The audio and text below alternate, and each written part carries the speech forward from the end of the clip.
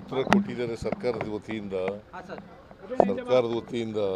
ಎರಡು ಸಾರಿ ವಿಧಾನಸಭೆಯಲ್ಲಿ ವಿಧಾನ ಪರಿಷತ್ನಲ್ಲಿ ಎರಡು ಕಡೆ ಉತ್ತರ ಕೊಟ್ಟಿದ್ದಾರೆ. ನಾನು ಪತ್ರ ಬರೆದಿದ್ದೀನಿ.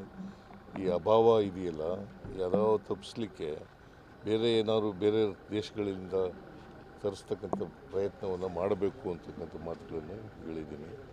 ಈಗಲೂ ಕೂಡ ಒತ್ತಾಯ ಮಾಡ್ತೀನಿ ಕೇಂದ್ರ ಸರ್ಕಾರಕ್ಕೆ. ಹೋಟೆಲ್ಗಳ ಮೇಲೆ ಅವಲಂಬಿತರಾಗಿರ್ತಕ್ಕಂಥವ್ರು ಭಾಳ ಜನ ಇದ್ದಾರೆ. ಹೋಟೆಲ್ಗಳಲ್ಲಿ ನಿಲ್ಲಿಸ್ಬಿಟ್ರೆ ಭಾಳ ಕಷ್ಟ ಆಗ್ತದೆ, ಇಡೀ ಜನಜೀವನ ಅಸ್ತವ್ಯಸ್ತ ಆಗ್ತದೆ ಅಂತಕ್ಕಂಥ ಮಾತುಗಳನ್ನು ಸಂದರ್ಭದಲ್ಲಿ ಹೇಳಿ ಕೇಂದ್ರ ಸರ್ಕಾರ, ಯಾಕಂದರೆ ಇವರು ಕನ್ಸರ್ನ್ ಮಿನಿಸ್ಟ್ರು ಸಿಂಗ್ ಅವರು, ಪೂರಿ ಅವರು ತೊಂದರೆ ಆಗದಿದ್ದಾಗ ನೋಡ್ಕೋತೀವಿ ಅಂತ ಹೇಳಿದ್ದಾರೆ. ಅದು ಕೂಡಲೇ ಮಾಡಲಿ ಅಂತೇಳಿ ಒತ್ತಾಯ ಮಾಡ್ತೀವಿ.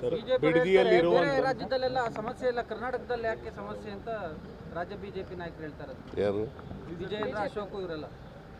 ಅವರು ಸಪ್ಲೈ ಮಾಡಲಿ, ಕರ್ನಾಟಕಕ್ಕೆ ಅವರು ಮಲ್ತಾಯಿ ಧೋರಣೆ ತೋರಿಸ್ತಾ ಇರ್ಬೋದಲ್ಲ. ಹಾಗಾದರೆ